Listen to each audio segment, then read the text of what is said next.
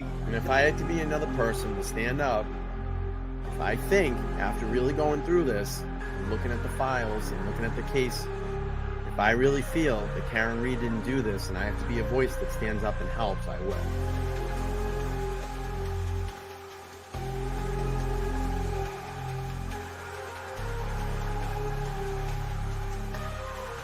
We are expected to learn more about the allegations against the girlfriend of a Boston police officer who was found unresponsive in the snow Saturday morning. I-Team sources say Karen Reed was in a relationship with John O'Keefe. She's facing charges including motor vehicle homicide and manslaughter. We're the only ones fighting for the truth of what happened to John O'Keefe. And me and my family and my attorneys and my team have marshaled every resource to get to the truth. Just feels like no one else wants it. Now, just be clear, you didn't do it. We know who did it, Steve. We know. And we know who spearheaded this cover-up. You all know. And no, she didn't do it. No, she didn't do it. This is an innocent woman. She didn't do it. I tried to save his life. Yeah. I tried to save his life at 6 in the morning. I was covered in his blood. I was the only one trying to save his life. Why'd you admit to it? She didn't admit to it. She didn't admit to anything close to that. Nothing close to that. And you should know that. That was like 3 or 4 times she admitted to it. No, she didn't. That's not true. She asked a question. She asked a question, which is very different. She didn't admit to anything.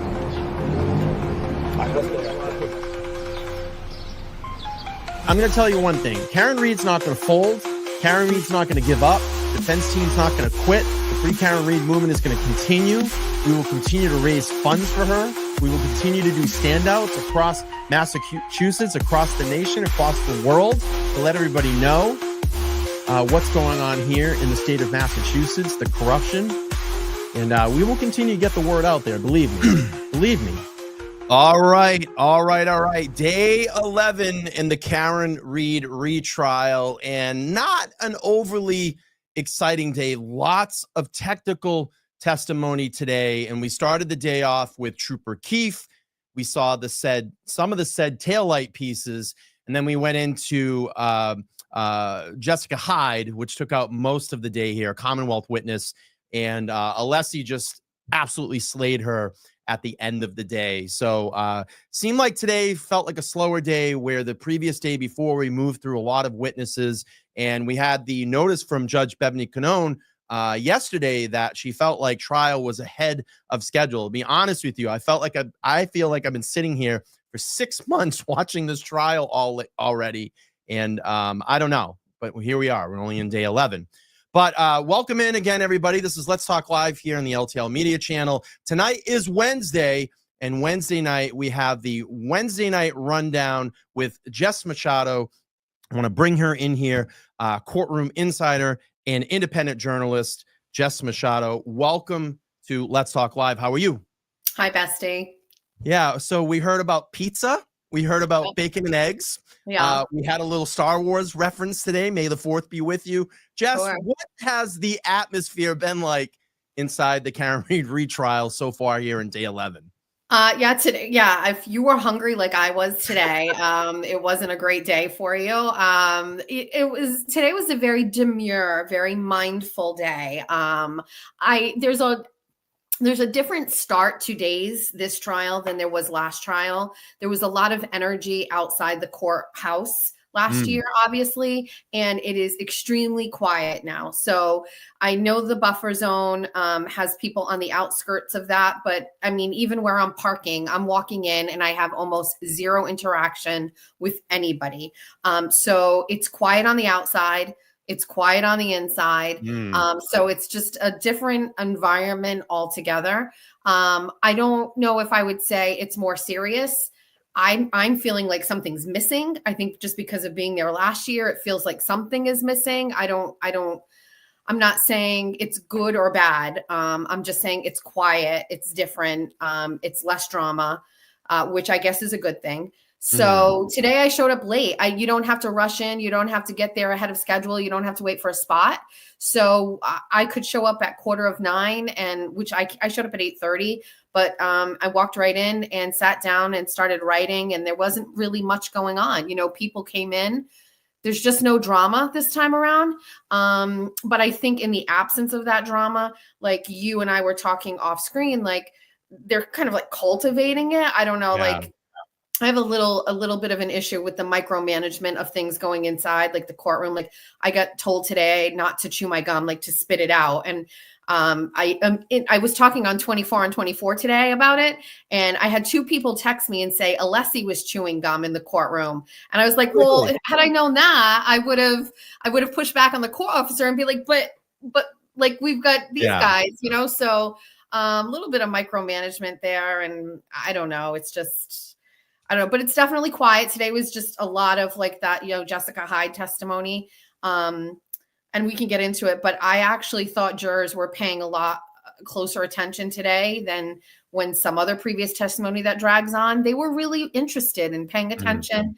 There was a point where everybody dropped off. I'm not going to lie. And I documented that. And I think Sue O'Connell documented it. Christina documented. There was some yawning, some fidgeting, some stretching.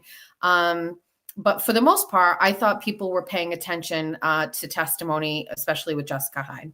It's interesting because, I mean, I'm going to be honest with you. It was she was up there on the stand for a while today. And I think at some points, you know, when they were getting really technical, and I was listening to it at work, I didn't get the opportunity to watch it, but I had an ear pod in, I was listening to it. And even at points, like I was kind of pausing it and just catching it up as, you know, the stream would go along. And when I would unpause, I'd just slide my video thing over and to catch up. But I was going to ask about that as like, you know, what do you feel like the tone of the jurors were today, you know, as we're, you know, as the it was kind of dragging at some points. And I was like, come on, let's get Alessi up there and have him lean into her a little bit.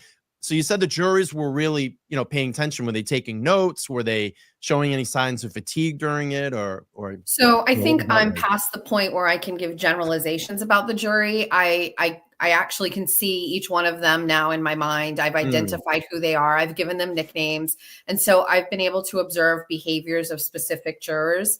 And I love when people take what I observe and then they kind of dissect that and say, well, I interpret this as, so if I'm saying that there's a juror that's making a lot of facial expressions, I notice a lot of people in the comments will say, well, that person's never going to make the jury, right? Like if that person is actively showing that they support testimony that benefits Karen, people are saying, well, then watch it because that person's not going to make the jury. And looking back on everything that happened last time with juror number 4 getting dismissed on the day of deliberations, I'm hypersensitive to that. So, you know, I do share what I see, but listen, every juror has already to me some sort of distinction. I'm doing this thing once a day when I'm in there. We're going to do a juror check where I'm just going to go down the list of jurors in no particular order, but the same order every day. And I'm going to give you exactly what their expression is. So I'm going to actually find that tweet and I'll read it out to you and tell you like what I was observing. Yeah. But there's one juror. So I can give you a breakdown of some of the jurors because I know everybody likes this. So there's a juror that, juror in the very first seat closest to the stand is attentive and pays attention. And I figure that they can't not do that, right? They're the closest one there. Like if they start looking around and they're not paying attention, it's going to look weird because you're the one closest to where the witness is. But the one on the side of that is the uninterested juror. And I have found that that individual has just had a look of absolute disinterest the whole time. And I can show you guys. I usually talk on 24/24, so you guys can't see it, but like they sit like this. And the arms are always crossed. Always. And the notebook or the thing is in between their legs and they're always like this. And so if I'm looking at you, pretend I'm looking like straight ahead, which would be across to like the O'Keefe family, right? And over here is where the witness is, and over here is where your attorneys are. Sometimes they'll go like this. To the I think I know who you're talking about. Right? I know who you're talking overall, always disinterested, looks super bored, fidgety a lot today. Yeah. But today took a lot of notes, I noticed, during Jessica Hyde's testimony. The juror on the side of that one, I've given the nickname Jenner, as in Kardashian Jenner. So that's how I'm remembering them. So Jenner is the one with the most facial expressions. The facial expressions today were just like this. We're like, arms weren't crossed. They're holding their clipboard. And they raise their eyebrows. They go like this. I forgot. I'll have to go back and look. But there was a point where Alessi was trying to extract from Jessica Hyde something, and they also were just like waiting, and then went like that. Like, you're showing me you don't believe the testimony of that individual and what they just said. And then we have smirky juror in the back row, in the middle.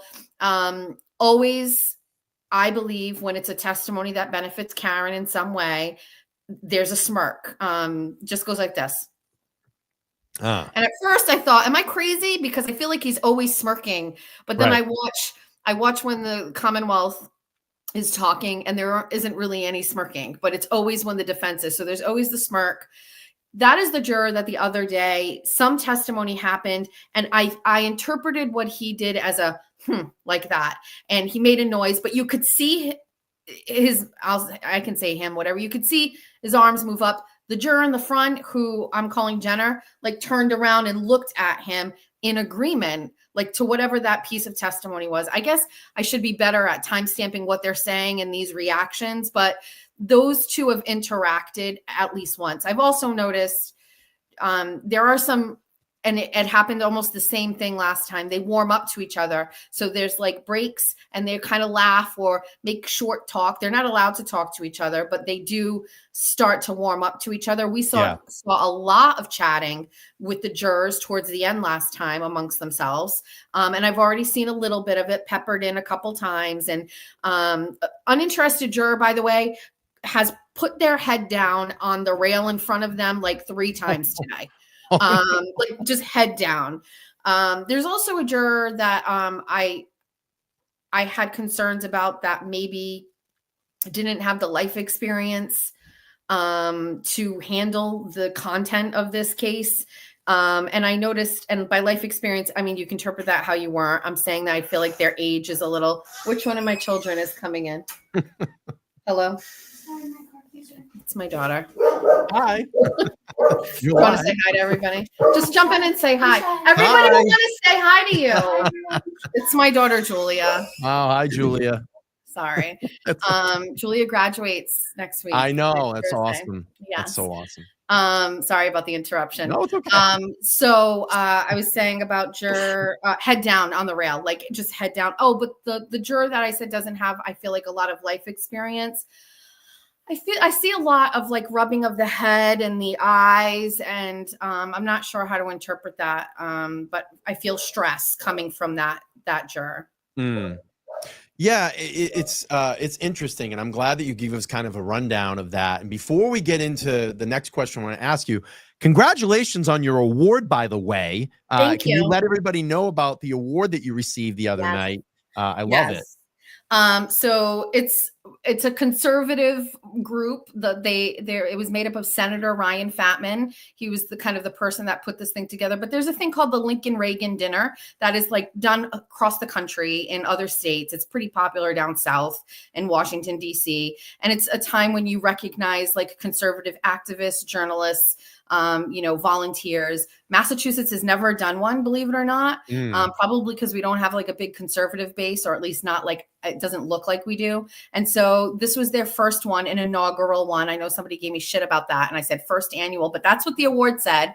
And I got a notification that I was nominated and that I won on Wednesday and that I needed to attend on Saturday. So it was for Journalist of the Year, Female Journalist of the Year. And when they spoke about my work, it was about covering the Karen Read case, which dealt with corruption, and then a lot of my coverage that I did for the migrant crisis here in the States. So it felt great to get an award. I'm an award-winning journalist now, everybody. That's it. So awesome. That's awesome. Congratulations. Thank you. Now you're up there with Aiden. You have an award. So that's it. Can't take it away from us. I know. I love it. I slept with it, actually. I slept with it in my bed the night I got it. It's in like this beautiful box with like this satin, like, I don't know. I just like, I put it right in between my husband and I was like, it's staying right there. Don't touch it. I love it. Thank you, though. Thanks for mentioning that. And Thanks, again, you're an inspiration to me. I love your reporting, your style. And that's why I wanted to ask and come here and do this stuff. with me throughout the trial. So listen, you were in the courtroom the last 2 days and you saw the first 2 pieces of physical evidence. And I must say, the whole Gallagher drinking glass, Statue of Liberty photos that I've been seeing. Here it is, everybody. And then you saw some taillight pieces today. How was the jury reacting when they first saw these first 2 pieces of physical evidence introduced into the case? I think, so I didn't see much reaction at all. A lot of note taking. The discussion surrounding, so it was an interesting time where jurors were definitely paying attention. There were 3 pieces of taillight in a bag. And this was brought up by, was it Yannetti that was doing the cross on this one? Yeah, it was Trooper Keefe. Yeah. And I'm hearing a lot of feedback that they felt like Keefe came off as arrogant and kind of condescending. I didn't pick up on that at all, to be honest with you. Kind of matter of fact or whatever. I mean, I wasn't picking up on that. So there was discussion about, so what happened was they said, we'd like to enter this into evidence. And then we had an objection. You know what I mean? So like, what are you objecting to? And I think at this point, jurors understand, like when we're going to a sidebar, something's going to come out of that now. I'm not sure they got it at the beginning, but they understand like when we go to a sidebar, something's happening, right? And it directly impacts what we're going to hear next. And I think they get that. So because it's just a pattern at this point, you know what I mean? So I think that they were easily putting 2 and 2 together, like, okay, this third piece, he did not know how it got in there. I think the Commonwealth said something was like a fragment of another piece, whatever. Yeah. But they did ultimately change the evidence so that it only included the 2 pieces. So they asked him to remove that piece, take it out and secure it, and then enter. And what my takeaway from that, if I'm just being very honest, it was like, so did somebody fuck up and put a piece in there that shouldn't have been? Even though I know it's probably a fragment of the other piece, it doesn't matter. It's already putting in my mind that there's a piece that wasn't supposed to be in there and that the defense had to ask for it to not be entered into evidence. And so lots of note taking. We have a note taker. That is his nickname. He is called Note Taker. I can't even begin. The craziest thing happened today. First of all, he takes notes nonstop. Line by line by line by line by line. He licks I think I told you this, he licks it, turns the page. He keeps writing. It's just endless. Today we were on a break. He stood up and stretched. We're at a sidebar and he's still writing notes. I don't even know what he's writing because there's no testimony and we're in a sidebar and he's writing notes. And I was like, this guy is literally standing, stretching, and then brings his notebook in and he starts writing. But It's kind of caught fire, so to speak. Like the people on the side of him are all taking notes. The back row, I noticed, doesn't take as much notes. Maybe I can't see. It's a little bit obstructed, but and then I called him dollface today. Like there is just, I'm not kidding, Brian, when I tell you it's like this. There's nothing. It's dead inside. I don't even see lips move. I don't see eyes blink. The head turns. Then I deliberately watched on the way in and out and I see nothing. And now I'm wondering, how deliberate is this? Are they specifically showing no reaction so that nothing happens? Like, I don't know, but the personality has taken on a life of its own. Like there is just no expression from this juror on anything at all. When I sat in last Wednesday, I thought the jury, in my opinion, had some pretty damn good poker faces going on. Like it was hard to get some reads. Like I would look over and maybe I would catch like one of them kind of staring at me for about 20 or 30 seconds, looking I do around make the eye room. contact with some of them. I do too, I avert my eyes immediately because I'm afraid. Right. But yeah, I do notice, I mean, we're in direct eyesight in the press box. So I get it. It seems like natural, but I do make eye contact with one particular juror. I always catch him looking at me. And again, I move my eyes away, but also, do you know who also made eye contact with me a lot last time was jury foreman, Vineyard Vines. I always caught him making eye contact with me. Interesting. Yeah. I've when I was in there, there was a particular juror that kept kind of looking over at me, and I would look and I was like, okay, I'm not going to lock eyes because I don't want to be accused of anything or anything like that. And obviously, and we talked about manufactured drama. I want to talk a little bit about that. Yeah. You know, obviously the thing that happened with me this past Wednesday with being talked to, and then obviously we saw Paul O'Keefe has been moved now. It looks like he's kind of banished to the back Permanently. row. Yes. So what, anything different about him since you know, was sitting in there, since he's kind of taken his new spot? Have the jurors been looking at him, or is he kind of just acting the same manner as he has been? Acting the same manner. I mean, the only thing is he's kind of isolated back there. He's Yeah. the furthest away from everything. It's the furthest seat from everybody. So he's in that back corner. I don't know if he has direct eye contact with anybody. I can tell you from where he sits, he's looking at the back of Karen Reed's head. So there's no eye contact there unless she's turning around. So if they're getting up and they're walking to the bench, there's no interaction. He can't look at her. I mean, he's looking at her from behind. So if that issue was about her and the eye contact, there's that. If he's, you know, with jurors, I mean, again, he's behind somebody. He's as far away from everything as can be. I am distracted by the fact that he's back there, though. I wonder what he did that moved him to that spot. It was deliberate. He was in that other spot the whole last trial. He's clearly now been, you know, exiled to that back spot. Right. And I don't know. I mean, again, I watched him walk in today. Never saw Peggy O'Keefe acknowledge him. I will tell you that, you know, Hank addresses the family and says hello or smiles. Alessi went right over to the Reeds today. I tweeted out, I heard him. He goes, and how is the Reed family today? And he gave Mrs. Reed a hug. There's a lot of hugging going on the Reed side of things. And there's a lot of just people sitting kind of separately on the O'Keefe side. Yeah, it was cool because and it's funny that you say that, because when I went in on this past Wednesday, I got to sit in the second row, and up front, you know, there's obviously a bunch of people, and David Yanetti's sister is sitting there, and she turns around and she goes, "Oh my God!" And I'm like, "What?" You know, like what? She's like, "Oh, you're Brian. You're you know, you're that show LTL." And she's like, "Oh, I watch your show all the time. I love it." And I was like, "Oh, well, thank you." Like, it was, but I didn't know who that was until you told me. I had no idea. That's been kind of the you know, the mood and the vibe on the Reed side, is everybody's been, again, you know, lots of hugs. You know, I came in there, saw Mr. and Mrs. Reed. Mrs. Reed, you know, it was her birthday.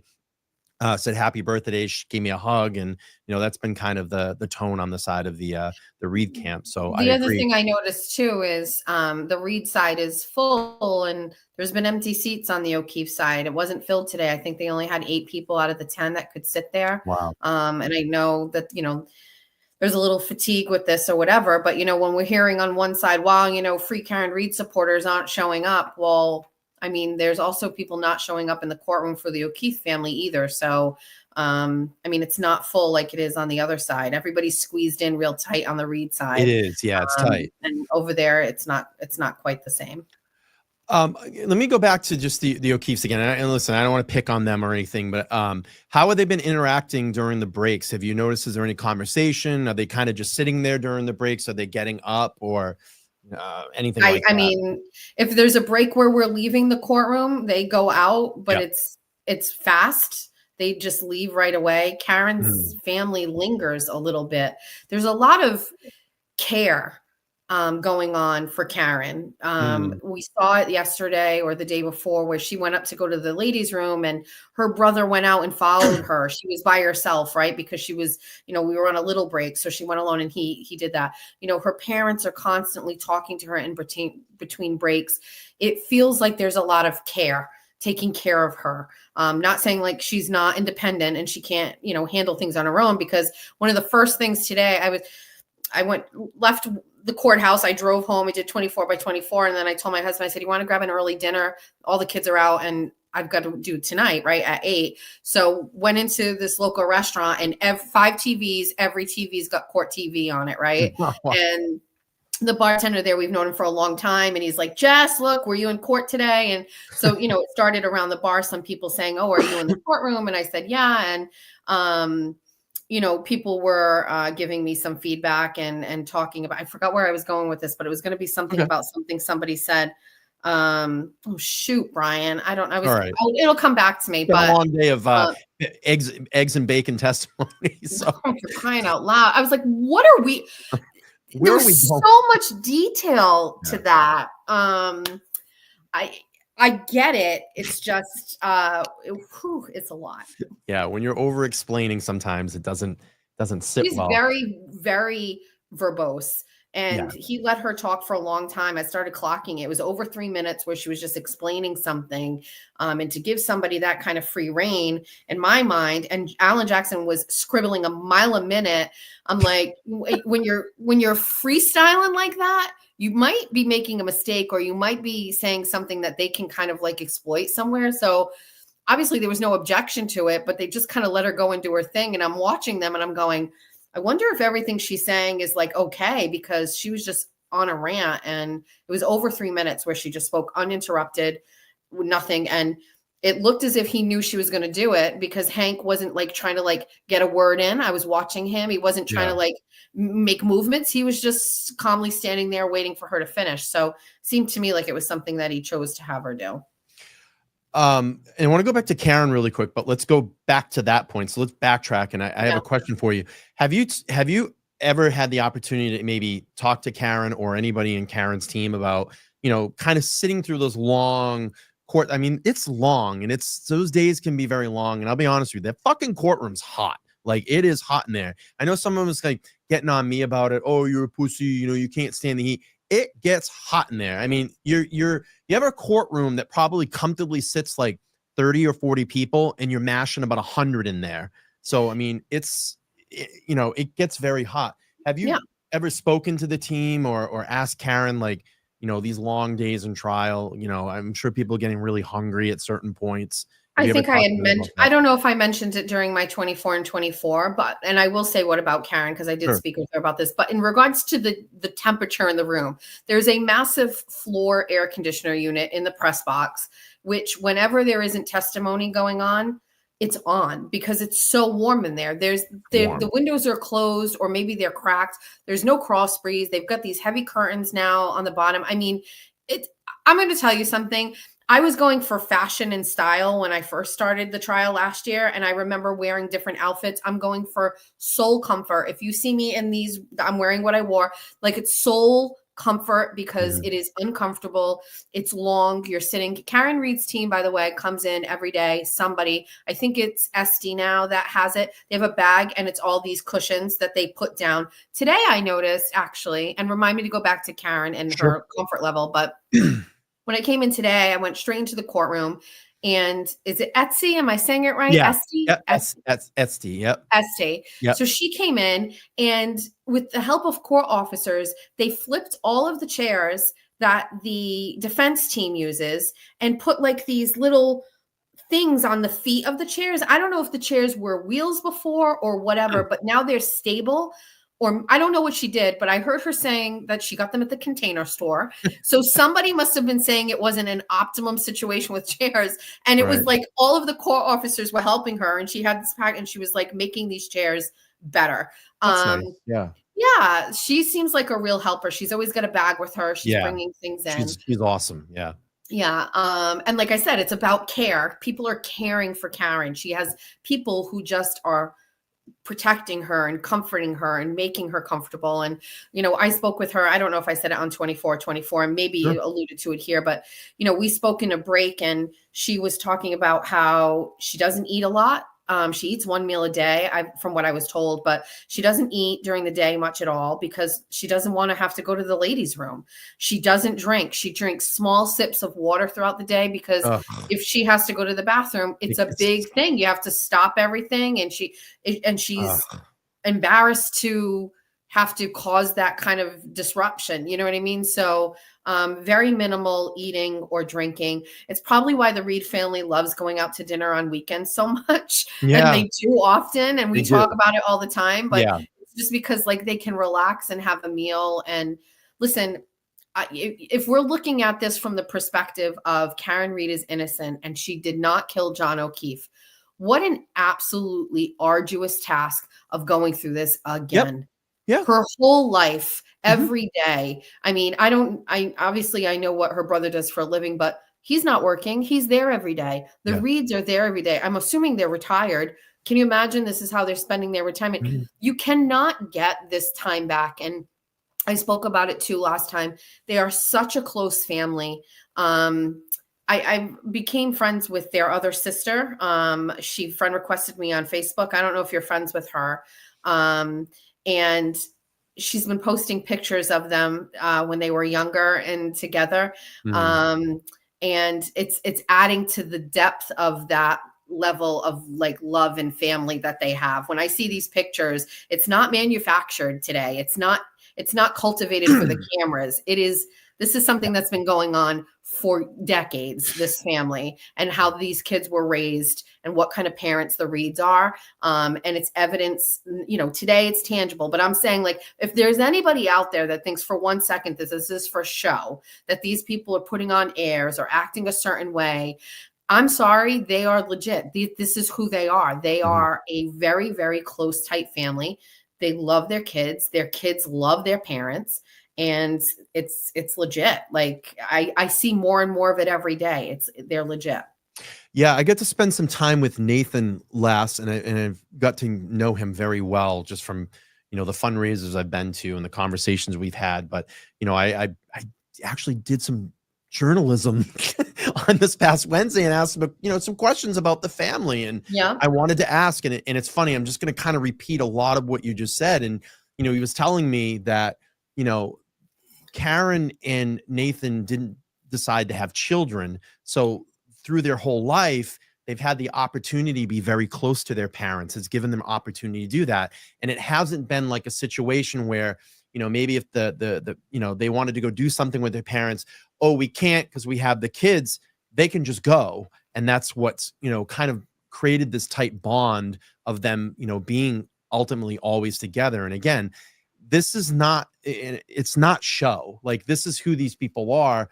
And I remember, a couple fundraisers ago, I remember just meeting people that of restaurants that they frequent, staff, and they just literally would pull me aside and be like, oh my God, they're like the most wonderful people. I've been serving them at this restaurant for 10 years. And they come in on whatever, Thursday night, and they have dinner, and, they're all together all the time. And they're just such a wonderful people. And everybody that I've run into and kind of talked about this case, like, oh my God, I know them.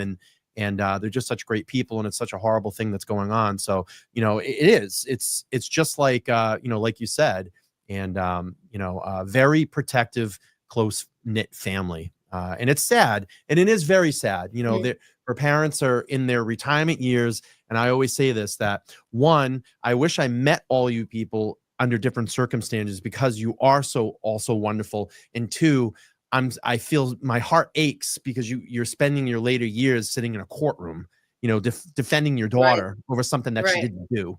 So I hope the only time I ever think about that is I think post trial, right? Which I think will end either in a not guilty or acquittal or a hung jury. I see no convictions coming out of this already. Just based on, all you need is one juror, right? And I think you've already got it. So my hope for this, and I don't want to elaborate too much on it because it's a lot of just hypotheticals, but I really hope people who care for them, like, let them go and live their lives for a while. You know what I mean? Like, if we don't hear from them again, like, everybody should be okay with that. You know what I mean? Like, I know, like, they depend on the Free Karen Reed movement. And I'm really been thinking a lot about that lately, especially, like I said, like these standouts in the Denham area. Like, how could a juror avoid this? Like myself walking in today to a restaurant and every TV has court TV on it. Every screen, was Karen Retrial. How are these people completely avoiding it? And my fear is, as more people come into the courtroom as witnesses for the Commonwealth and more people come in as visitors, then the chances of, like, what happened last time where, somebody overheard that witness talking about the case at, dinner or something like that while they were drinking. Like, I think more things like that will happen. So, it's just a internationally known case right now. I don't know how anybody is avoiding it. Every day they walk in, they're asked those same questions. Did you hear or see anything about this case? And they all say no. And then they just stay there. So maybe one day somebody's going to surprise us and be like, hey, man, I turned my phone on last night and it was like nonstop Karen Reed coverage. Yeah, I I turned don't my know. phone on and the algorithm took me to Turtle Boys Live. You know what I mean? Right? I saw Jess and Brian on LTL talking about us. Yeah. So, Oh my God, the juror bus was behind me today when I was leaving court, and I was panicking like psycho. I was like, do not even look at me. Like, just don't see me. I was so nervous. yeah. And somebody's going to be like, I know, I saw her in there. By the way, I know someone in the chat was asking about 24 and 24. That is Jess's, she does what's called a spaces on X or Twitter, however you want to call it. And she does that after she leaves court every day. So it's kind of like a debrief of everything she saw. And she spends 24 minutes on her ride home on 24. So Route 24, yeah, you can catch her there. You can catch her. What is your, I'm sorry, your handle is Jess Machado Show, correct? Yes. Yeah, Jess you can, Machado Show on yeah, Twitter. you can check her out there. And I'm telling you, follow her during the trial. I mean, if you need a recap and you've missed anything throughout the day, she's got you. Because like even I went back and kind of formulated some of my notes for our show today of reviewing some of her tweets. I'm not the best with like case details, She's but gonna give you what's going on in the courtroom. I'm good with what's going around. love. Like I'm nosy by nature. So I'm going to tell you what's going on. I'm going to observe like Alessi today in that sidebar. Wow, and I know we were going to get to it, but yeah, he was really making a case. Well, you want to set us up for it and like talk about what they were trying to do? Yeah. So basically what happened, there was a long sidebar outside the presence of the jury. And essentially it was Robert Alessi, which I absolutely have just come to love. I mean, I don't like to stack, defense and go, I like this one better than that one because they're all great in their specific areas. But I think he's been a godsend to this to the Karen Reed team because he's so efficient in breaking very complex things down, but he knows the law. And he challenges Cannoni on the law all the time. I mean, he is the guy that challenges judges on the law from what I heard about in all of his other cases. He schools judges on the law, which is great. But anyway, outside the presence of the jury today, they had an argument just going into the Jessica Hyde testifying.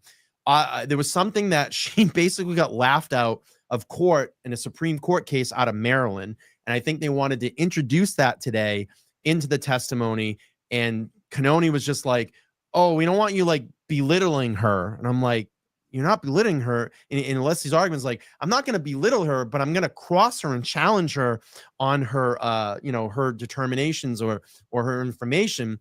And then obviously we had the absolutely passionate Alessi, and I urge everybody to go back and watch that. Just like he was very passionate during the ARCA voir dire. He's just amazing. What was that like today when hearing him in the courtroom? I know he's very loud when he does those presentations.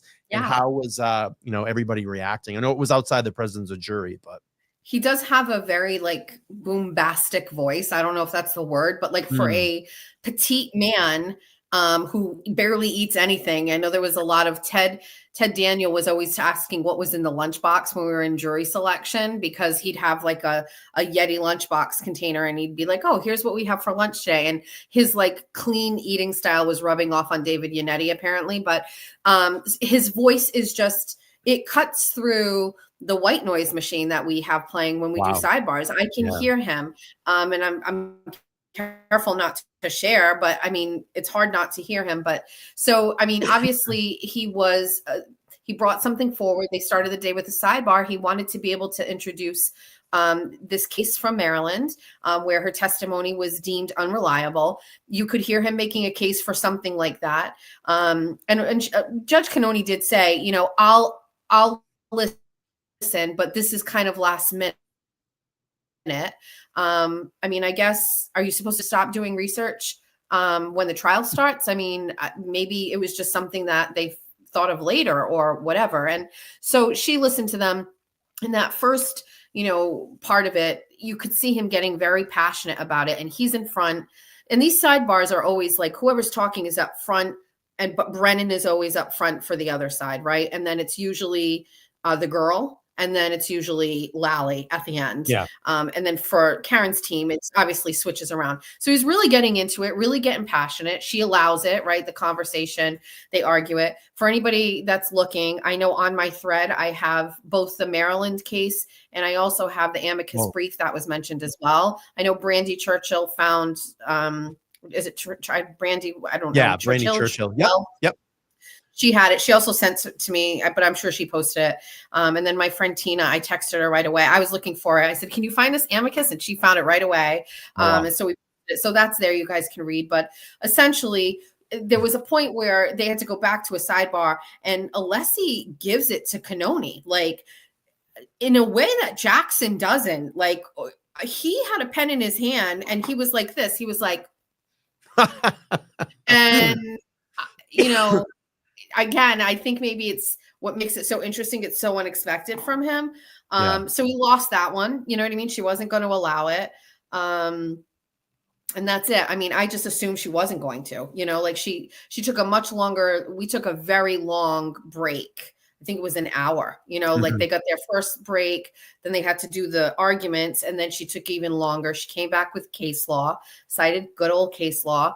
And I was like, ding, ding, ding, it's not going on. And that's it. So, I mean, he's very passionate. He's very good at what he does. And one of the things I thought, and you touched a little bit on it, Brian, is, so yes, he's an attorney, right? But his sheer depth of understanding of data extraction and all of these things, he followed it. And I mean, I think when you're adding somebody like that to this case that can essentially take on that portion of this testimony, and obviously other ones that as well, but like for him, there was a point where she was talking and explaining something, and I think he said his exact words were, "Well, why don't you explain to me how you do it or whatever?" Right? I know exactly what you're talking about. He knew exactly what she was saying. He was nodding in agreement. It was like he knew exactly. He has studied. I certainly don't think he had it in his wheelhouse from before, but maybe he did. But he has learned so much. And I'm not really sure any of the other team members there could have gotten through that testimony and crossed the way that he did. He really immersed himself in the subject matter. And I think that's what made it a more like a solid go of it. The only thing I find with him is sometimes he hesitates or fumbles a word or two. And I'm not used to that because Jackson is so strong and like this all the time. And Yannetti, maybe not as strong, but as smooth as Jackson. Alessi has a little bit of a fumble here and there, but the content is there. You know what I mean? So the delivery isn't as great, but the jurors were paying attention. And I think somebody said it. I don't know who did. Somebody sent it to me, but they said it right. Like if their idea was to like put them to sleep a little bit and then get them excited when there was a point of interest that benefited Karen, it was working because he kind of does have that level of his voice where it goes up and he gets you excited and then it kind of trails off and it's a little flat. And I don't know. My observations today were aside from just a small portion, everybody was paying attention to that Jessica Hyde testimony. And they were all looking, by the way, at the evidence. We saw the shoe today too, right? That's right. Yeah, we saw the shoe today. Yeah, everybody was watching that. I did see Peggy O'Keefe get a little emotional when the shoe came out, which is expected. I think anything tied to John directly, we see a little emotion from her. Yeah. In the part that he was in, I'll add this, and then what I want to do is take a quick pause. We'll get to some of the super chats that came up, and then I want to actually, I know last time we didn't do this, but I know Jess is not going to be able to, she can, but point out specific areas of testimony. But if you want to ask her about like courtroom atmosphere or jurors or anything like that, you can get your questions up here for this. Real quick, Jess, I know that the part you were talking about when he said, "Why don't you explain it to me?" It was about securing John O'Keefe's phone, and he knew, and he wanted to see what would be the proper steps for an investigator to take on this phone. We heard about a Faraday cage or Faraday cage. Faraday. They spoke a lot about that. Yeah, they spoke a lot about that today, and kind of securing that phone. Also, here's another fun fact that a lot of people won't know, and actually David Yannetti was telling me about this. Robert Alessi does not sleep, like literally does not sleep. Apparently what they told me is that David told me is, what does he hang from the ceiling like a bat? Like they will all go to bed and he will stay up and continue to work. I'm sorry, Nathan told me this. I'm sorry, Nathan Reed told me this. He will continue to work. And then what he does at like 3 or 4 o'clock in the morning, he goes to the fucking gym. He comes back in about an hour. He'll lay down for about 3 hours and he's up and ready for court. He does not sleep. So that's been an incredible benefit as well to adding him to the team. So while everybody else is knocked out, he's still working on things overnight. So impressive. So impressive. And I was just like, you know what? Maybe he I is don't a know bat. He's why. hanging from the fucking ceiling.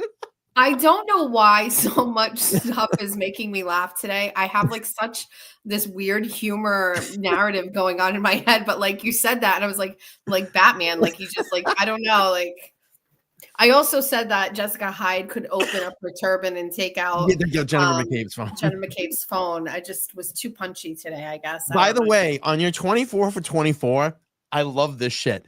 You'll be like seriously talking and you're like, you gonna fucking let me out? I guess not today, right? Fucking let me out. I mean, Massachusetts Boston drivers. I'm trying to do this thing. I'm hands-free. I got just the visual. I've got my seatbelt like this. I tried doing this on Bluetooth and the sound quality is terrible. Yeah. So I hate to say it, but it's literally my phone. I have my seatbelt on. I have my phone stuck right here, right? So I'm hands-free. I'm not, and that's why I actually am going to, I'll say something here if you don't mind, but like, normally I do my 24 and 24. I never touch or look at my phone. I just leave it running and then I stop it and that's it. What I'm going to do though, is I think I can add a person to a Spaces event. So I can add another person that can speak. And I would like someone to read the comments that people are asking while I'm on. Yep. So if someone can say, hey, I'm reading somebody is asking, because I read those questions later and I'm already done and I'm not doing another one. So I feel like I can add a person. So if somebody's watching and they want to jump in, or Brian, if you're ever around when I'm doing Wednesday, I should be available so I can help you out before we do the show. Yeah. So I just want somebody to like read those comments to me and let me, I don't know if it's going to break up my vibe that I have because I kind of just rant. But I think maybe at the end, like have someone just say, hey, here are some questions and then give me a chance to kind of shoot them off. So I was thinking about that today because I looked down when I shut it off and I had like 65 comments and I was like, oh, these are questions. I would love to answer them. So yeah, I think I have to add a layer to that. Let's do this. Let's just take a quick break. I want to get some of the chats that came in and just recognize things through the show. We have right now on YouTube 2,400 people watching. If you could smash the like button, make sure to subscribe. Check out Jess's X account at Jess Machado Show on X. You can find her there. And then we have about 2,500 people on X watching us right now too. So if you haven't subscribed here on the YouTube channel, this is home base. Come check me out on LTL Media. We have an awesome chat over here, and you can join us over here. We'll be up for a little while longer here. I just want to do this. Brendan's thoughts. Thank you for becoming a new member. Appreciate you. Deleted Pepperoni Pizza, a new member as well. Thank you. And then we had a 3-month membership from Joanne using her highlight. She said, excited for the stream. Well, excited for you to be here. Thank you. Bias Bev, $5 says, Jess, did you show Gretchen Voss your award? Congratulations, award. Well deserved. Maybe I'll just bring it in and put it on my chair tomorrow. She sat right on the side of me today. She was peeking at your laptop today, right? You tell us about this the meme whole drama. Really do your things, and then I'll tell you what happened. But somebody sent me a meme, and I opened my inbox, and she lost her shit. Go ahead. SC, longtime channel member, a longtime channel viewer, and now a member. Thank you so much. She's been here. OG back in the day from like 5 years ago. Wow. Thank you for being here. Reality Check checking in. Thank you. $5 says Jess is doing the coverage without being paid this time. Can she share how we can support her? So please. Yes. So I am doing this as an independent journalist. I do have a sponsor that sponsors my overall work. But I mean, I depend on independent journalist donations. So I will post on my X account. It's in today's thread, but I have a Venmo and I have a PayPal. Someone told me I need to get a Cash App. But those two are up there. But if you just go to my profile up in the corner, I think everybody has one. It's a little dollar symbol. It looks like a couple dollar bills. You click on that, it clicks to my Venmo. You can also go to my Substack. That's linked in my bio. And you can buy a subscription to my Substack. You can do a monthly subscription. You can do a yearly subscription for, I think, $50, I think, or I don't know what it is. And then there's like a one-time subscription, like legacy donation for $100. But I survive on my donations. My sole income is my work and people who support independent journalism. So you can just directly donate that way. we need people like Jess Machado out there reporting. We do. So if you can support her, please do. Again, her Substack, I know one of my moderators was dropping in the chat. Please drop that Substack again, and also her X account so we can go over and subscribe and support her. Thank you, guys. Yeah, absolutely. Rami, member for 8 months, says, love Jess. Thank you so much. Appreciate that. Jay Coop, $2, says, thank you, Jess, for your honest journalism. Thanks, Betsy. Sue, thank you. She said, Jess knows her shoes.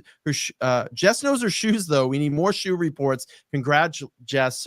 So proud of you and beyond. And thank you, happy Suzanne. I'll give you a shoe update today too. Yeah, she's awesome. And then I am not proficient enough.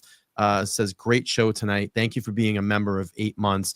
Let's talk about the award, Gretchen, the meme that Gretchen Voss was looking over your shoulder at your laptop. So my phone started blowing up with people saying that Gretchen was looking at, listen, we have no expectation of privacy in there. So I'm not doing anything personal on my laptop or my phone, because anybody could be on the side of you. It is weird and intimate. Like, everybody's so close. You don't want to look at their stuff. Like, but I'm just not doing anything I don't want anybody to see. But my phone's blowing up and people are like, Gretchen Voss is looking at your laptop. I caught her on camera, and I was like, oh geez. So I'm getting text messages. I get a screenshot of Court TV or whatever, and it's Gretchen looking at my thing. And then I have 3 tabs open up, a little more than 3, but 3 tabs open up in the Courtroom. It's the live tweet tab, so I never mess up my thread, because it's very easy to fuck up a thread. If you accidentally comment, it's just not going to work. So I never touch that one. I leave it open. The second one is comments. So I click on my comments, and then I can respond to you without disrupting my thread. And then the third is messages, because I get so many messages throughout the day. Not like Turtle Boy. One time I sat next to him last year, and his inbox was just like fucking going nuts. Yeah. But I get a lot of messages, and I just open my tab and click on a message, and it's a fucking, somebody made a Gretchen Voss meme. And of course she's looking at my laptop, and she goes, oh, like that. And I was like, oh, fuck. So I chuckled a little to myself. I was like, well, whatever. And then I tweeted out, hey, close quarters. I didn't touch my messages at all for the rest of the day, but I had quite a few Gretchen Voss memes in there today. So sorry. Whoopsie. What do you want me to do? I don't know. That's great. Let's do this before we take some questions from the audience for you. I heard on your 24 for 24, you were talking about, the coughing that was going on, and there was some speculation out there that during certain parts of the testimony that there might be some signaling or anything like that. I mean, you getting any vibe like that in there? I mean, look, it is allergy season. I was coughing a shit ton in there when I was in there the other day. Well, what's your thoughts on that? Another reporter brought it up to me in the press box. I guess it was being discussed on a thread of theirs, maybe. Oh, interesting. And so they were discussing it. And then because of that, I chose to, after that break, watch and listen if I could. There is a juror that is coughing quite a lot. It's note taker, actually. He's coughing a lot, but also Jim, the clerk guy, he's coughing too. I don't see a pattern. I mean, he's definitely coughing when there's nothing going on. You know what I mean? So I don't know. I don't see anything. I'll be honest with you. I'm hyper suspicious of everything. Yeah. After last trial, I worry about everything. After the juror was dismissed, after all of the drama, I think anything's possible. So I'm looking. I'll continue to observe and see those things, but I haven't seen, as far as that goes, no, I haven't seen anything like that yet. Yeah. No. I mean, look. It's seasonal. It's allergies. Everybody's coughing. I mean, again, and I think I'm right there with Jess. Like, anything that goes on could be shenanigans, but we really don't know. I think we just have to watch. I mean, this is why I'm like so observant with the jurors, and having watched the last one. Obviously, that juror that got dismissed on the first day of jury deliberations was unfairly removed. And there was obviously some drama with a personal relationship that led to her being dismissed. And that was a definite pro Karen Read. I identified that. Obviously, we've heard since then that juror was going to acquit. That's dangerous. You know what I mean? When these other things come into play. I mean, I'm watching, I'm documenting a lot. I have notes myself, like for me personally, that I'm typing about these jurors so that if anything does happen, then we can go back and refer to it. But unfortunately, I'm not sure how much preventative work you can do. You just kind of have to observe and make sure you're paying attention to it, I guess. Yeah. Like, when we pick the jury foreman and the alternates, we must demand transparency with those numbers being pulled. We never saw that last time. So they just took the number out of the wheel thing, set it, and put it aside, where we saw in that trial across the hall, the doctor that murdered his wife, they rolled it, they took it out, they held it up, they set it, and then they placed it down right in front of the video camera so you could see. We didn't have that transparency last time in this case. So you have to have it. I agree 100%. Jenny Bean, thank you for becoming a new YouTube member. I appreciate that. Cindy's been a member. Look at this. 21 months she's been here supporting the LTL platform. Cindy, I appreciate you. I see your avatar in the chat all the time. You're here as much as you can, and I really do appreciate that. She says, Jess, I love you 24 on 24 every afternoon, Jess, as well as following your tweets. Thanks, Brian, for this every Wednesday. No, I listen, I want to thank Jess for really doing this, because when the trial started back up, I got to be honest with you, and I knew when the trial started back up, this was, someone that was special the last time we did this, and I wanted to reach out to immediately. And she said to me, it was funny, when we finally crossed paths, she goes, I was just thinking about reaching out to you and doing these again too. Yeah. And I'm glad that we could, collaborate again. Well, like I said, like you have like such a great dependable brand. It looks the same. It sounds the same. There's never any hiccups. You come prepared. You have the right questions to ask. You interact with the viewers, which I think is so important. Like I hate to say it, but like, as I've developed my own brand of journalism, like, I don't want to just associate with people who don't know what they're doing. Right. It's not good for me, and it's not good for my viewers. So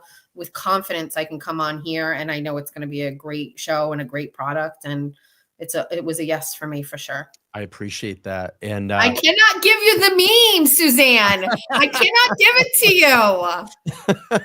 I have three in my inbox. Everybody wants the meme. They're so good, by the way. They're very good. So good. But well done. Thank you, Sue. Thanks for the 5. I appreciate it. Helen Lewis, $10. Thank you. She says, Jess, how's the jury responding to? Oh, this is great. I forgot about this. How are they responding to the video, like these fucking montages that we've been seeing that are completely cut? Again, more cut up video by the Commonwealth, and to kind of formulate these, formulate this narrative. I haven't seen any actual like facial expressions, wows, or oh my god, or anything like that. I think it's tough too, because it's dark in there when they put those on, and it's fast. They put one on today. I think it was 15 seconds. And I don't know if you guys can see it on TV, but like a little construction cone comes on the TV screen after it plays. And it's so fast. It's like, it's honestly, it's like a commercial. I will continue to give Hank Brennan credit for this. It's not good. Like it has no context. You don't get the full depth of the conversation. It's an excerpt, and it's Karen's own words. And and I know we're never going to hear Karen on the stand. These are the only times they're going to hear her, aside from like voicemails and things like that. So yeah, I mean, I don't love it. It makes me feel a little uncomfortable. It makes me wonder, are they thinking, wow, what's that about? Or, but they're essentially commercials in between each segment. He's got it all peppered in there and ready to go. I mean, I'll give him a lot of credit. If it were me and it was the other side of things, I'd want my attorney to come up with that idea and use that technique as well. It's bizarre. I mean, it's really bizarre. I've never seen anything like that in a courtroom. I don't know if bizarre is the right word. I'd say it's pretty creative. Yeah. He's got a case to win. And you know what? I push back on some people that are giving Hank some shit. Like, the Commonwealth pays for this. Lally was a disaster. He didn't put in one iota of the effort that Brennan puts in. I mean, he came in with papers in a box. Like, this guy comes in, he's prepared. I hate it because I believe Karen's innocent. You know what I mean? And there's so much dirty shit that goes on in these testimonies where it's like, wow. I mean, like, how are we hearing this? But he's doing a decent job. He's definitely a more affable attorney than Lally. And, it's creative. And, only at the end will we know if it worked. Post-mortem, after all of this is done and we get a juror or two, we get to hear from them if these things made a difference to them. Remember, we heard last year that like there were some things about the truck driver, Lucky Loughran, that people didn't really consider. Like it wasn't that, and we all, not me, but a lot of people thought that that was a big deal. Like his testimony was great and he was so believable and we love him. And the jurors didn't really look at him that way. Yeah. So I'm very much looking forward to like that postmortem after the trial where you get to sit down and start looking and listening to see what works and if these clips actually made a difference. Yeah, no, I agree. I mean, I've even heard things from the other side. Look, as much as this guy's the nemesis, I've heard he's a good lawyer. You know, he's out there, he's lawyering, he's making money, and he's fucking, and he's hammering back. Yeah, he's lawyering. I mean, he's fucking hammering back and trying to see what he can get. You know, I said this the other day, and I talked about this on my show on Monday when I had Jason, not Haley Wabrecht, on the channel, and we were talking about. Oh, I met him last week. Isn't he awesome? He's such a nice guy. He's such a nice, sweet guy. And can I tell you a quick story about that? Can I tell you a story about that? So when Haley first came on the scene, that person messaged me. Jason messaged me right at the beginning. I mean, I'm talking like it was like a couple days after he splashed on the scene. And he's like, listen, I'm going to tell you who I am. I'm going to send you a picture of my driver's license and I'm going to tell you who I am. And he did. And I still didn't believe him.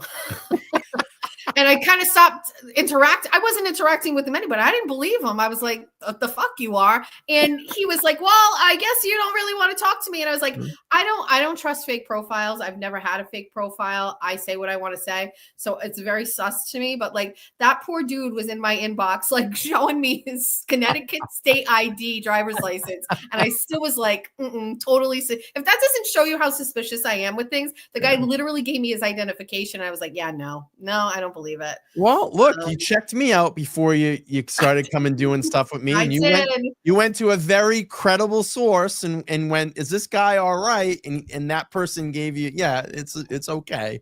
So hey, listen, I get it, you know. Listen, burn me once, shame on me. I mean, burn me once, shame on you. I don't know, whatever it is. Yeah, I don't let people fuck with me. I've been through too much shit. I get it. Can you hear me getting punchy? I'm swearing. I don't trust people. I have major trust issues. And so, poor guy, but I didn't. So he was on the show on Monday. Is that what you said? Yeah, he's awesome. Yeah, he's done a couple shows and I love his insight. He's very smart. He knows a lot about the law. He follows Aiden's case to a T. He always comes up for his hearings. And I really enjoy him. He's such a great person to have on the show. Let's do this really quick. Leah B, $4.99. It says, thanks to the both of you in this. Jess, did you see Jessica Hyde say, I'm sorry to Hank today? No. Interesting. I didn't see that either. Reality Check, $4 says, I told Jess you were a perfect person to help her get her channel up and running. Please do. If of course, anything that I can do to help Jess out, I will. I'm like a princess. I'm not with a lot of things, but with this, I'm telling you right now, I can't do it. Like if somebody could build what you have right there. Yeah. In Somerset, in my basement. So I can just go downstairs and do everything. Actually, a friend of mine, my friend Erin, my best friend Erin, she lives like a half a mile away from me. Yep. She has an awesome space in the basement. She was listening to 24 and 24 today. And she's like, we're doing this. We're doing it in our basement. And I actually had a follower message me today. I haven't had a chance, but they offered to send me the equipment to get me started and was like, I just want to buy this for you so you can get going. So if you need any help with a setup or anything like that, I'll take you up on that. Yes. Of course, anytime. Evelyn, thanks for the 5. Appreciate that. Heather said $2. Thank you, Heather, a longtime subscriber and listener and watcher as well. Can you say, are the jurors of age or younger, or are they all younger? So I have sent multiple emails to the communications director for the SJC to ask what we can and cannot disclose. I had a conversation with my peers today about gender and race. I don't think anybody has talked about the race part yet, but Sue and Christina both said he or she, or sometimes say they or whatever. I continue to get absolutely no feedback from them. I've done some research on it. I think I can say like age range. I can't just give any like distinguishing marks or characteristics about the individuals. My take on this right now, which is what I will say, this is a younger jury than the last time. And I don't know if anybody has said that before, but we had some jurors on the other end last time that were older, and we do not have that same demographic this time. This is a younger jury overall. Yeah, I agree. Mark White, $5 says, hey, watching you guys from Rehoboth. Now that the Hot Mess Express, I like that, McCabe is behind us, who are you both looking forward to hearing from in the next On the Stand? This is a great question. I'll defer to Jess first. Well, I think Buchanan is coming up. I heard his name today in court. So I'm thinking maybe that's coming. I'm really looking forward to Chris Albert. I want to see him. I'm dying to see if his demeanor is the same as last time. I can't wait to see Colin on the stand. Chris Albert, I really want to see Chris again. I also felt he was extremely intimidating last time. I want to see if that changes, because obviously there was a lot of talks about possible intimidation of jurors. He was in the courtroom when jury deliberation started or closing arguments. Brian Albert. I'm dying to see what he's going to present himself as. Yeah. I'm sorry, Brian. Why did I say Chris? Yeah, I want to see. Yeah, Brian I'm really interested to see if they've changed that up. Yeah, I want to see Brian Albert. Oh, and I cannot wait till now. Former trooper Michael Proctor gets up on the stand. I want to see what's going to happen with him.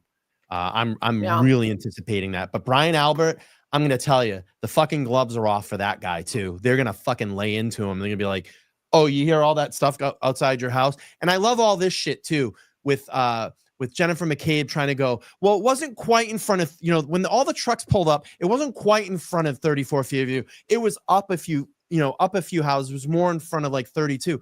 Big fucking deal. You're still going to hear. I can tell you there was a juror. There was a juror that wasn't buying any of that, just so you know. There was a juror that was not buying any of that. That particular testimony where she was saying it wasn't really outside, there was a serious facial expression from a juror that did not lend to believing that at all. Yeah, bullshit. Glamousuz, thank you again. $5 says Christina Rex tweeted that the Commonwealth is closing to rest its case in chief. I cannot see it. Anyone else? I haven't seen it. And then Talk Time with Amy. Thank you so much. Said thank you for all you do, Brian, Jess, and Brian. Free Karen Reed. Jess, before we take some questions from the audience and end this tonight's live, I want to ask you about. I saw on your 24 for 24, and you talked about you're kind of going into talking about Karen today with when Hyde was up there and almost bursting out when we heard about pizza and pepperonis or whatever the hell, bologna or whatever the hell it was.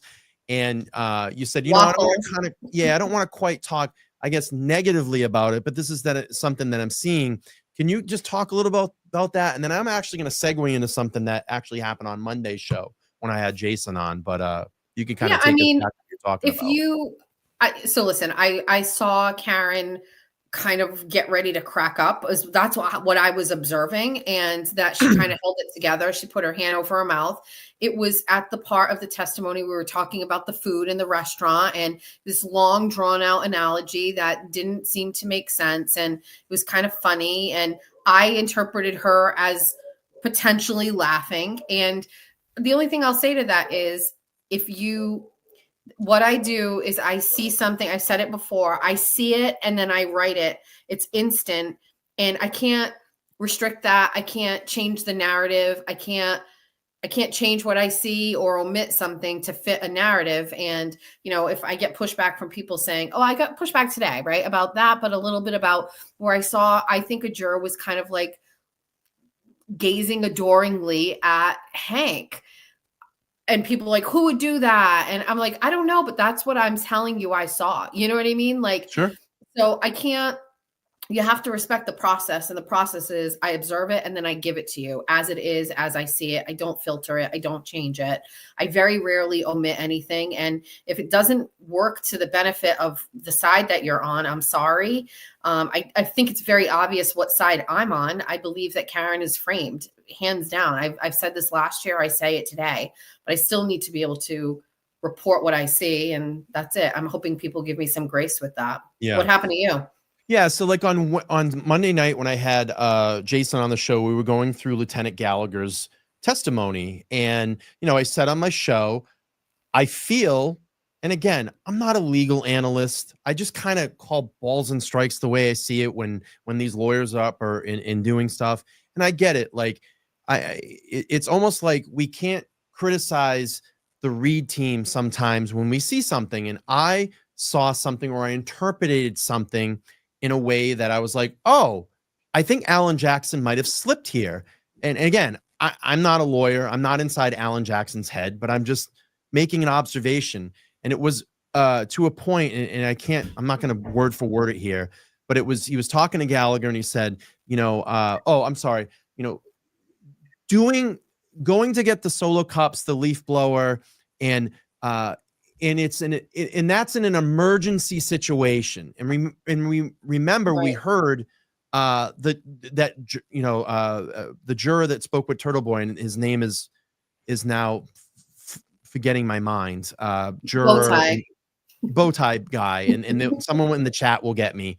They'll say his name, I'm sure. But he said that Ronnie, thank you.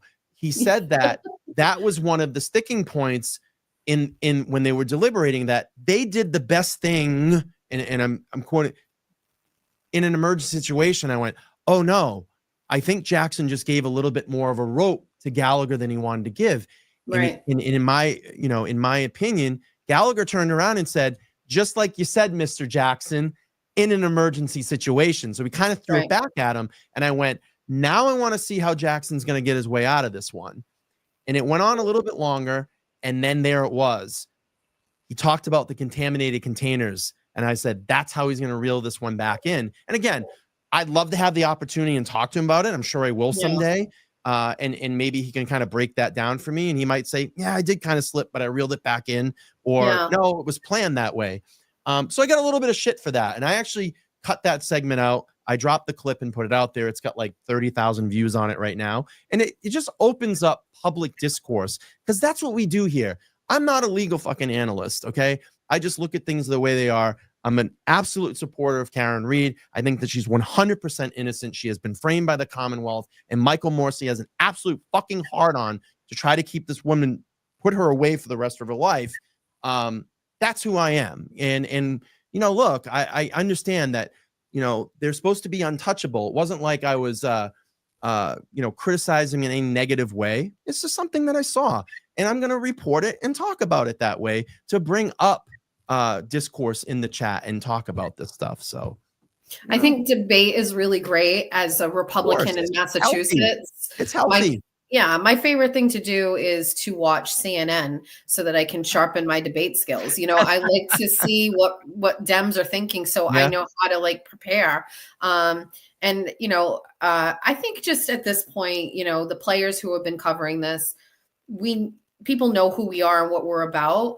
And so I think they probably just have respect for you if you just say it as it is, and that's it. They know where your head and your heart are with these things. And, listen, I think there's a thing so Court TV's in the courtroom, right? And there's a woman, her name is Sue, and she was here for the last trial. And today was the first day I saw her. The first week she's here.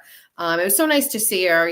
She's from New York, and I don't know if she's great, but I don't know if she has the emotional attachment to this case that I have or you have. First of all, I'm from Massachusetts. This is my home state, right? These people live near me. You know what I mean? I've been victimized by, local law enforcement and, political things and whatever. So I don't know. I feel like everybody here really feels this case. I don't know if other reporters really feel it. They're doing a job and they understand it, and it's important to them and their career and their companies. But, there's only a handful of us really that are here for it. Look at Canton TV. You've got Tim and you've got Andrea. They live there, and they've been covering this, and they're not even covering it. They're memorializing it. Yep. They're documenting this for the history of the town. Some people say, well, do they even really need to be in there? They're not taking notes. They are, and they're memorializing something that happened in Canton, and they're their local access TV. And I think they're great, and they never miss a day. They are there every single day, either one of them. But I mean, I don't know. Everybody has a right to be there, and I'm glad. But I think some of us care a little bit more about this case than others. Yeah, no, and I agree, and like you get the trolls and they're like, "Oh, you're a grifter." I'm like, "Really? I mean, I live here. This is my community. This is an opportunity for me to stand up and make changes in the system." The Karen Reed case is going to change a lot of things once this all concludes. My best friend was murdered in 1994. He got no justice in his case, and I think that's what kind of draws me to this. Look, I give back to this community. I've raised billboards in this community. I donate. Do not start making excuses and give them anything. You don't have to explain anything. I like fuck you, fuck off. It's like, what if this is your side hustle? What if this is your job? I mean, listen, this is such a weird thing that happens where people are like, you can't ask people I can ask people to support my work all day long. And if people choose to do it, that's their choice. I'm very lucky that I have people that support my work. They care about what I do and they want to keep me doing it. Like that's like, it's just like a transaction between two people. And I don't know why people get so jacked up over it. You know what I mean? The funny thing is, Jess, they won't say anything about the reporters on fucking CNN. How about the mainstream media that's in there? You don't think that, you don't think Ted Daniels doesn't make a fucking paycheck? Of course he does. He makes a paycheck. I actually don't think Ted Daniel is paid enough, in my opinion. I'm just saying, like, everybody, listen, there's just two different ways to get paid here. You know what I mean? One is by legacy media and one is an independent journalist, and that's by the people. And that's it. I just like I love independent because it's unfiltered. You don't have a producer in your ear screaming at you. You don't have. Listen, I've worked for Fall River Reporter, and we were an independent outlet on our own. But I still had restrictions. I've said this before. There are 5 or 6 stories that I wrote that sat in the queue and never went to print because legal looked at them and said, "Hey, we don't want to risk it," or, "Oh, we don't want to do it." I'll tell you right now, the story about Lindsay Gattani and all of her restraining orders and all of the people that I remember Haley ended up pushing those things out because I never did. But those things, I was told, okay, drop it tomorrow morning. And then it was like, we're not dropping it. If I had my way, I would have dropped it that day. You know what I mean? So there's no restrictions. And you're talking about trolls. I love trolls. It's my favorite thing. I don't get a lot of them anymore. I don't know why. I guess people like don't screw with me anymore. But like, I love a good troll. You know what I mean? I very rarely block them. I love it. I love going at them. It's so funny. If they knew how much I liked it, they would never do it. Like, I just love it. Like, come at me. You don't know anything about me. And even if you do, like, you're not in my circle. You're not in my, like, you could not be me if you tried. I just hit 29,000 followers while I'm on your show. Yeah. Like, last week I had 25,000. Like, what?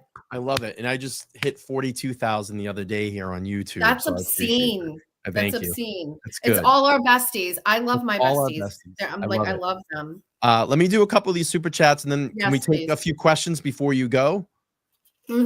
Okay, perfect. Helen, listen to this.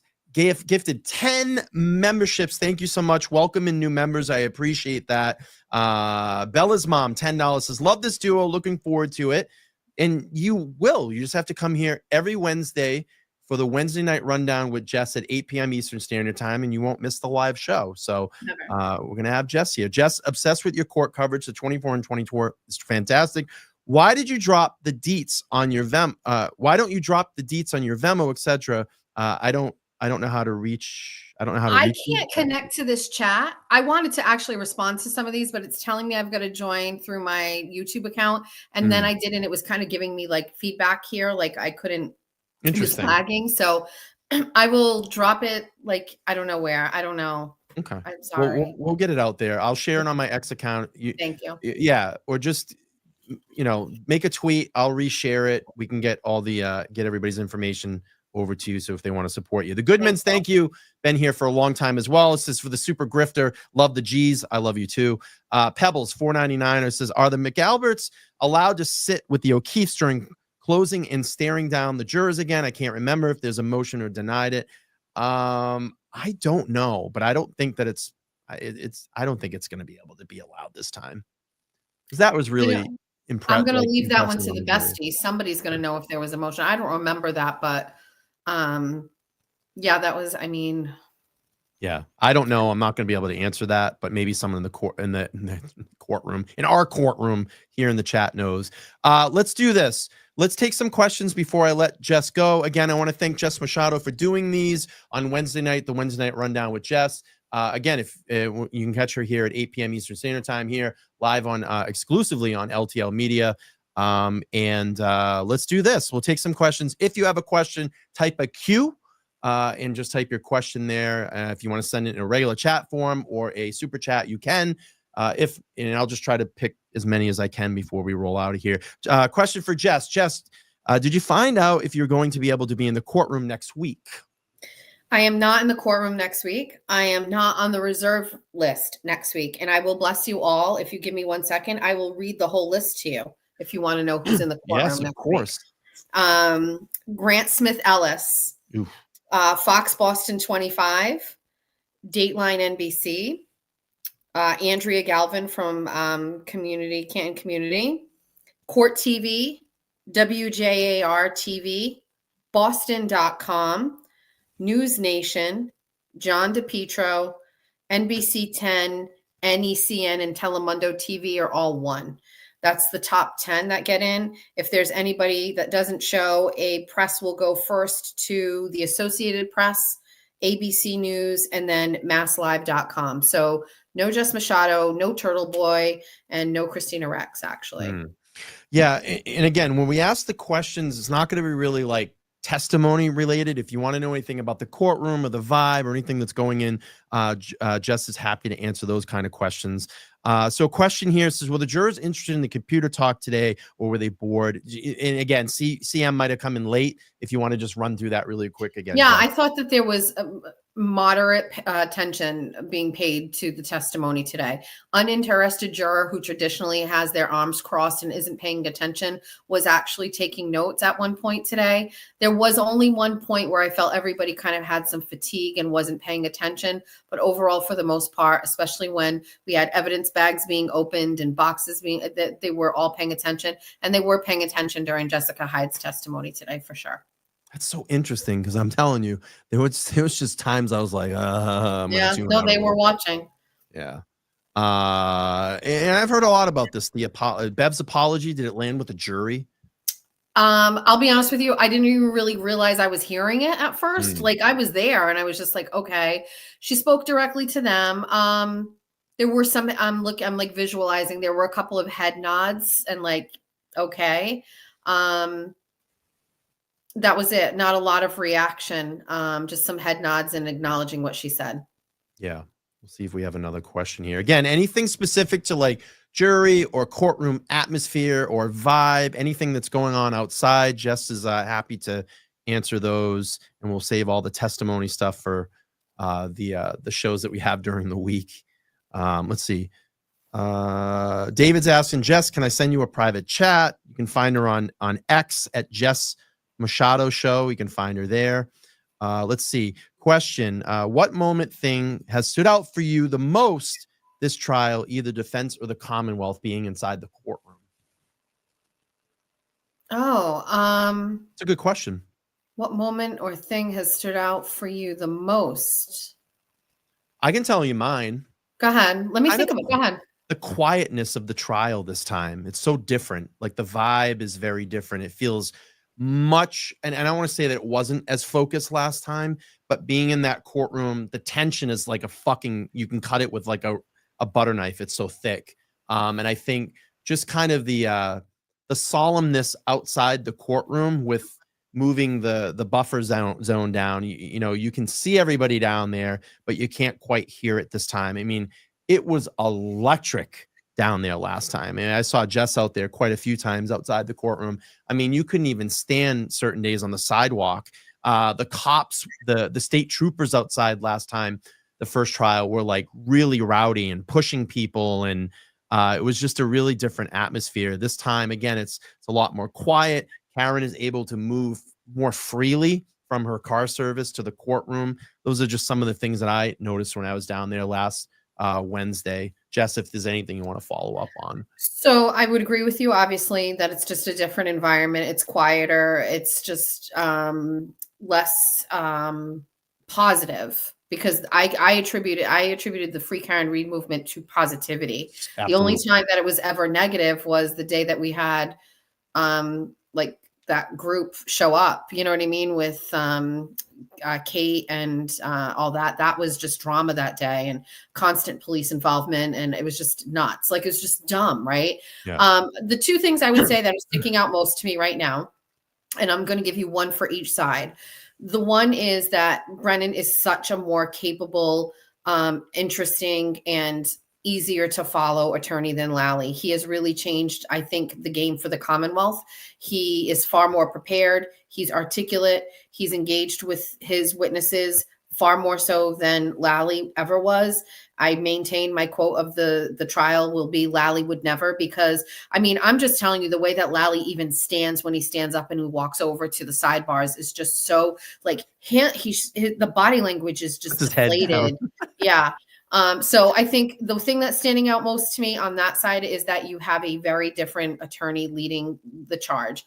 The other thing that stands out to me is that every witness that has been on the stand at some point, the defense has been able to extract from them that they either lied in grand jury testimony or today, or they forgot to tell something in grand jury testimony or today, or we have seen witness after witness after witness just give us an example that this isn't accurate, or you left this out, or your testimony changed. And I think maybe I'm just watching it differently, but I am seeing that they are basically giving the jurors with every witness an opportunity to say they're not quite credible. And there's a little bit of doubt there to me. Yeah. I mean, again, we won't know until the end and we hear from someone, but the two things standing out for me are that Brendan is a different guy than Lally. And I think that they've been able to prove that these witnesses are testifying differently a year ago and also during grand jury testimony than they are today. Yeah, no, it's great observations. Mark White has a great question here. It says, has there been any testimony that's garnered a reaction from the jury? Well, today we had, I have to go back and look at that. Next time, I promise you, I will come prepared with something like that, like an actual reaction. But we definitely have. I have to go back and look at my tweets. I'm sure there was a lot of facial expressions and things during Jen's testimony, but like the exact words or things. I told you I'm not the best at that, but yeah, sure. I mean, like, I don't know if that person said, it's just that we have some jurors that are warming up and showing us more and more each day.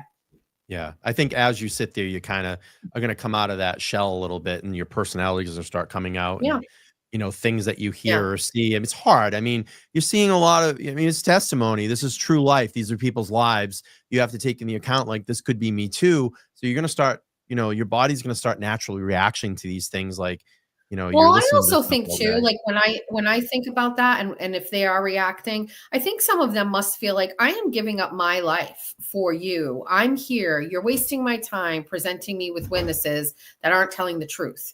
You know what I mean? So if somebody feels like at this point, hey man, I've been here for day 11. If I want to kind of show you I'm frustrated with this, why can't I? I'm not saying they're actually going through that thought process, but I'd be like, okay, I'm here. Somebody tweeted today, I don't know who it was, we haven't seen autopsy pictures. We haven't actually seen anything. Like, these jurors have just basically gone through like these arduous, long testimonies about data and you know, phone records and show me a dead body. Show me this guy. You know what I mean? Show me the guy that I'm here, that you need to tell me that she did this to him. Like, it is weird that this is a murder trial. We haven't shown the body. We haven't talked about the injuries by looking at like, none of that has happened yet, and we're in day 11. I saw that tweet today. It resonated with me. I was like, you're right. So yeah. No, that's a good point. Like, it's almost like they're building everybody up with all this data and timeline shit now, and then they're going to say, well, maybe the jury will forget about this stuff down the line. We'll show all that last. So yeah, it's a good point. That's why they get paid the big bucks. That's how they get paid the big bucks. Olaf, the Russian metalhead, says, question, is John DePietro as negative in the courtroom as he has on his social media platforms? I don't like John DePietro, and I'm going to tell you, I was a guest on his show several years ago. I wrote an op-ed piece for WBSM where I used work about Buddy Cianci and Jazel Correa, the mayor from Fall River that went to jail, and he had on and he asked me questions. We're both conservatives, so I was a fan of his for a real long time. And I'm just going to be honest with you. I see tweets that John DePietro writes, and I go, "What courtroom is he in?" I do not see that happening. Now, everybody has the right to say this is what I'm observing, but I don't know. It's just not. In instances, it's not accurate reporting. And so I said that, and he confronted me on it, and he made me feel uncomfortable by pointing at me. He was like, "You don't go on," I'm not a fan anymore, unfortunately. I've seen how he is and how he operates, and I'm just a different kind of reporter. Yeah. Let's take this last one here. I have two last ones really quick. One specific to Jess and myself here, and then I have one that I see here in the chat that I do want to update someone on, and then we're gonna let Jess go for the night. Again, I want to thank Jess Machado for joining me here on these Wednesday rundowns. And if you're just coming in the room, you can catch her live here exclusively at 8 p.m. Eastern Standard Time. She's a courtroom insider and reporter on the Karen Read retrial. So we're getting the firsthand perspective here. Reality check. This is a great question here. And how do you feel about the national coverage and the responses to what is going on? I'll let Jess take this one first, and then I'll give my kind of rundown. So I run the Court TV or Law and Order stream during court, so I can watch the comments. They constantly put polls at the bottom. It seems to me the majority of the people watching believe that she is innocent. People I talk to, the majority of those people believe that she is innocent. I'm satisfied with the coverage. I'm even satisfied when it's got a negative slant. I think bad publicity is still good publicity. And more people see it, more people put eyes on it and have learned. We're at the height of this. I'm telling you, every single person is talking about this case.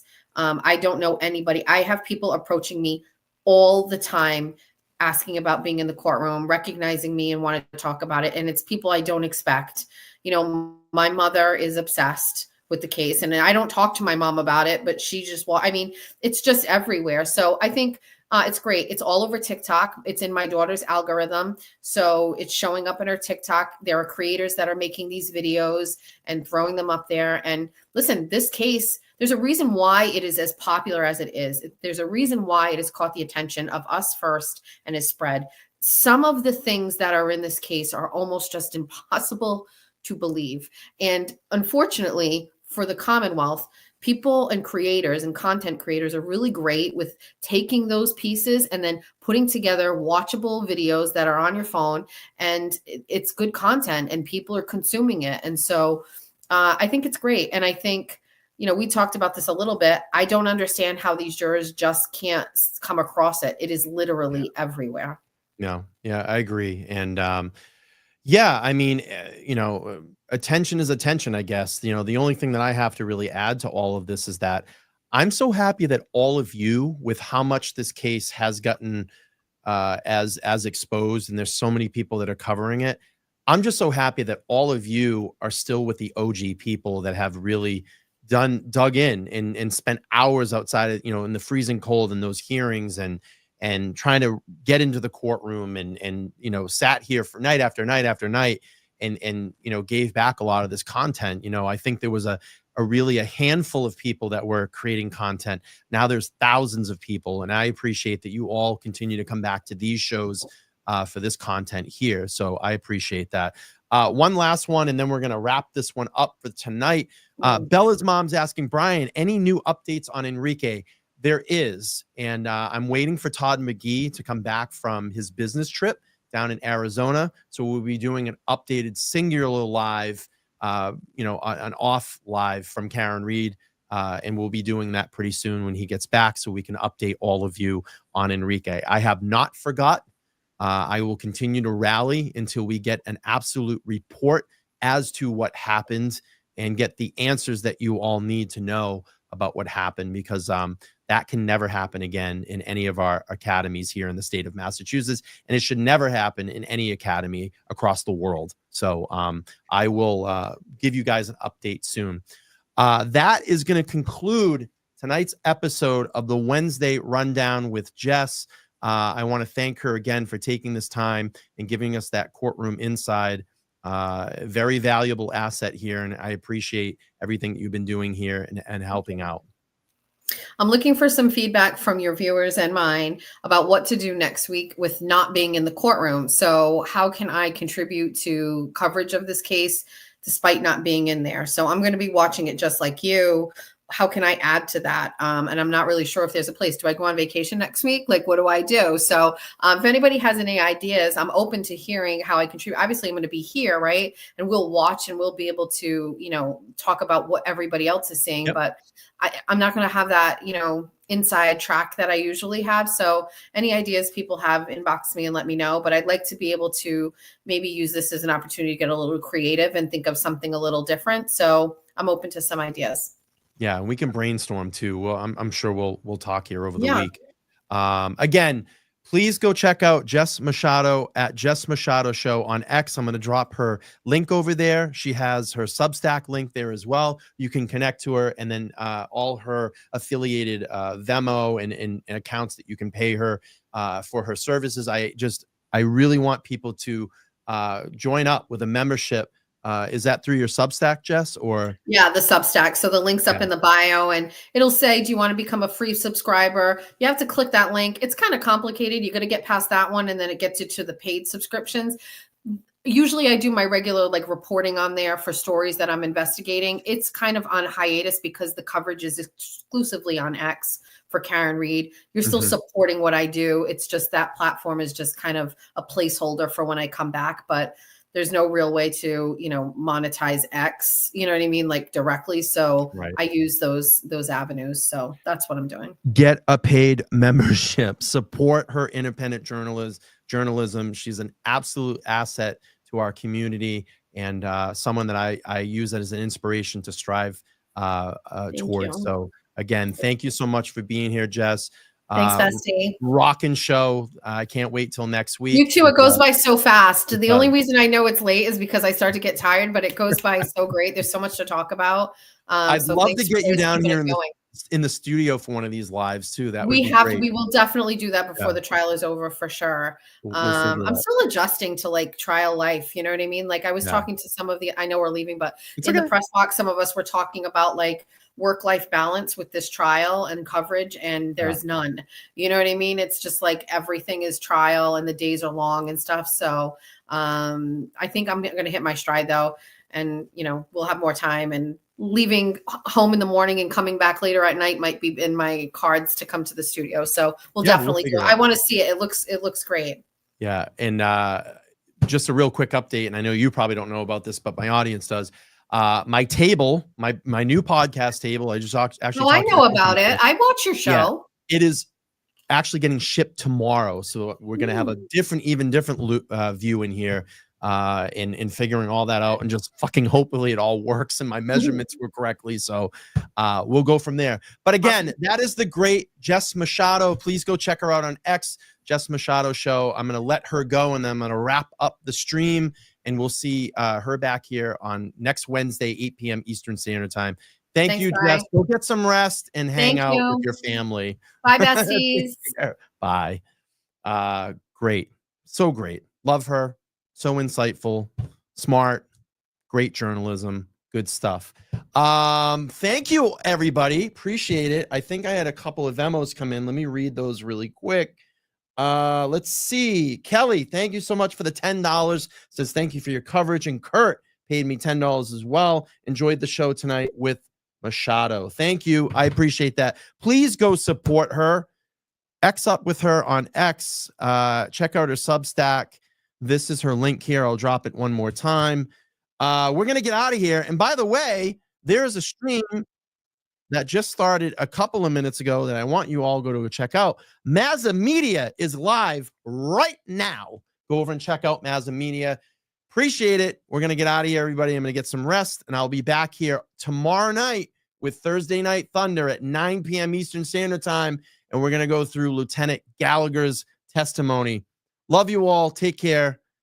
I'm going to hit the outro if I can find it. Peace.